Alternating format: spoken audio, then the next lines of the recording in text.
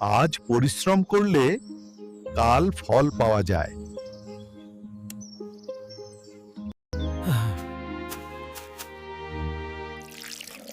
পরিশ্রমই সাফল্যের চাবিকাঠি। পরিশ্রম ছাড়া কোনো সফলতা আসে না। My students, life requires balance. First we work hard, then we enjoy the fruits of our labor. পরিশ্রম কখনো ব্যর্থ হয় না।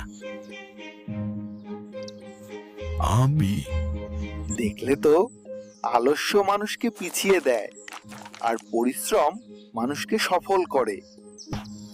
Just like we saw in the garden, applying yourselves diligently ensures success. You see, while the grasshopper sang, the ant worked hard.